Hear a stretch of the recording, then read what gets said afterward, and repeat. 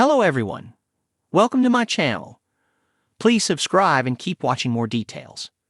General Hospital Thursday, September 19 recap. Cyrus blames Julian for Lulu's coma. Jason's dangerous game. General Hospital, GEH. Spoilers recap for Thursday, September 19, reveals that Cyrus Renault, Jeff Kober, visited Lulu Spencer's, Alexa Haven's room at GEH, and acknowledged he was somewhat responsible for her predicament.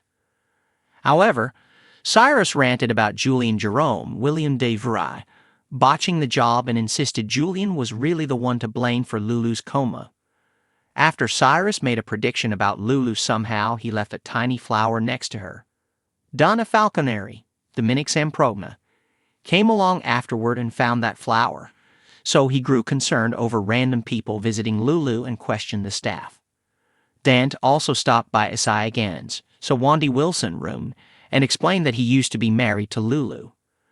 There was some talk about Lucky Spencer, Jonathan Jackson, and how he'd likely be a good transplant match as long as his drinking hadn't affected his liver too much.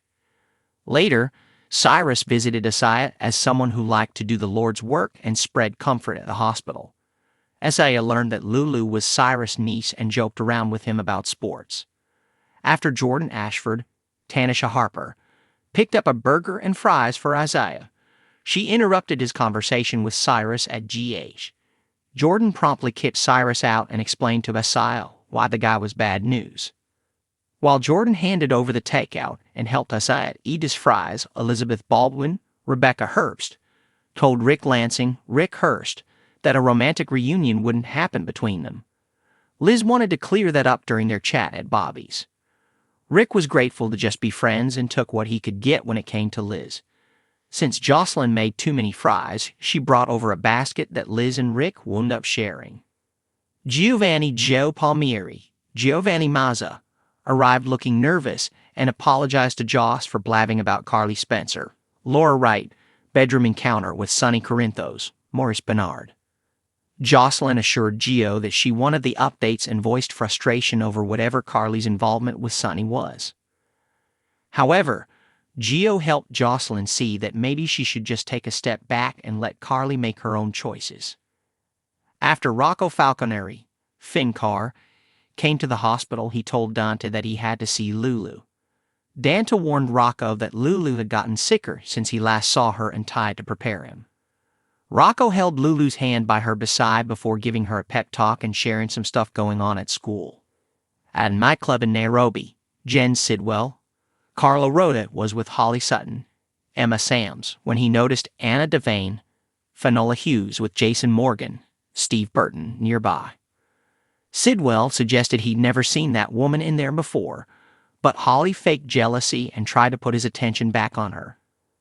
Jason and Anna also caught a glimpse of Holly, so Anna worried about whatever con she was running and the possibility that Holly would only look out for herself.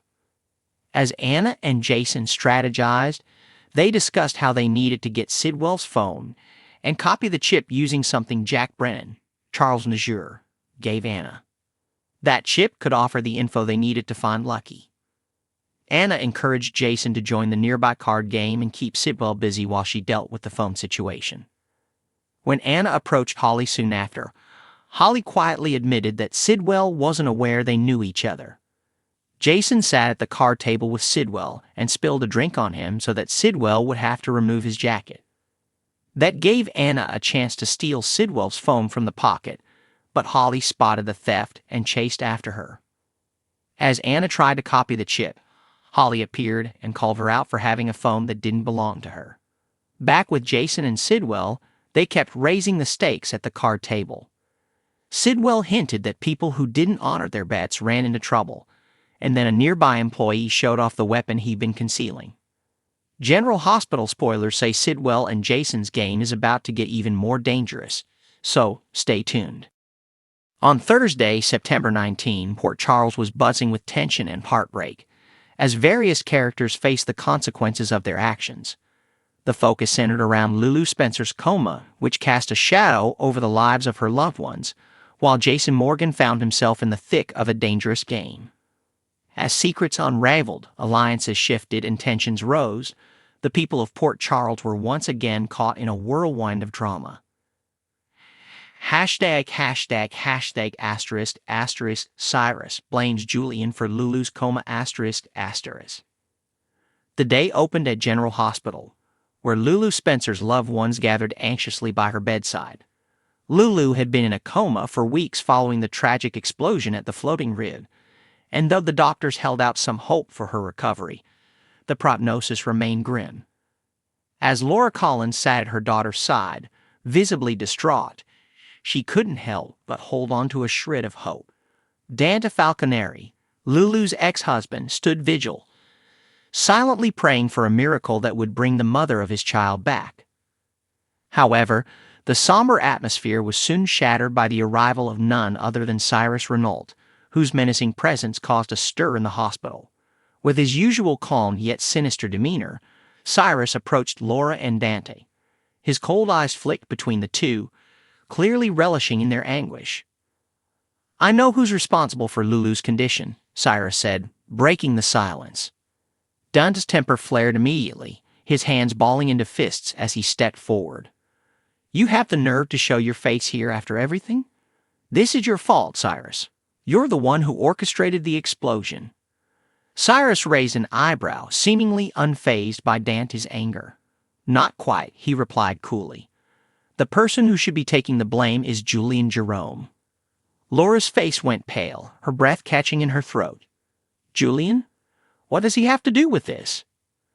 With a wicked smile, Cyrus began spinning his web of lies, painting Julian as the one responsible for planting the bomb that caused the explosion. While Cyrus's words were far from the truth, he saw an opportunity to shift blame and sow discord among his enemies. "I merely gave the order," Cyrus explained, his tone casual as if discussing the weather. "But Julian? He's the one who carried it out. He's the one who planted that bomb. If you're looking for someone to blame for Lulu's condition, he's your man." Laura shook her head, unwilling to believe that someone she had once trusted could have played a part in her daughter's suffering. Dante, on the other hand, was already on edge. His hatred for Julian flared to life, and it took all of his self-control not to storm out of the room in search of the former mob boss. ###********, Jason's dangerous game ****. Meanwhile, across town, Jason Morgan found himself in the middle of a delicate and dangerous balancing act. After weeks of working covertly to undermine Cyrus Renault's drug operations, Jason was preparing for the next phase of his plan. He knew he had to tread carefully, as one wrong move could endanger not only himself, but everyone he cared about. Jason met with Carly Corinthos in her office at the Metro Court to discuss the latest developments. Carly was on edge, her usual cool demeanor shaken by the escalating tensions between the Corinthos organization and Cyrus. With Sonny Corinthos still out of town dealing with business, the weight of protecting their family and empire had fallen squarely on Jason's shoulders.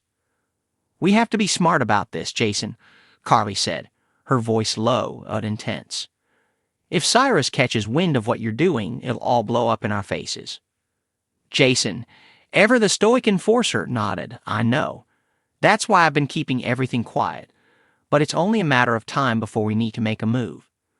Carly frowned, clearly torn between her desire to strike back at Cyrus and her concern for Jason's safety. "Do you really think you can take him down without getting caught in the crossfire?" Jason's eyes were as cold and calculated as ever. "I'm not worried about myself, but we need to be ready for anything. Cyrus is unpredictable, and if he gets desperate, he'll come after everyone we care about." Just as Jason was about to leave, his phone buzzed with a message from Spinelli, his trusted tech expert. The information Spinelli provided revealed a crucial vulnerability in Cyrus's operation, one that Jason could exploit if he acted quickly. Without hesitation, Jason headed to a discreet meeting with a contact who had inside knowledge of Cyrus's drug shipments. He knew that every step he took was a gamble, but this was a game Jason had played before and won. As he made his way through the dimly lit alleyways of Port Charles, Jason's mind was focused on one thing: taking Cyrus down no matter the cost. ###*******, Julian on the run asterisk asterisk.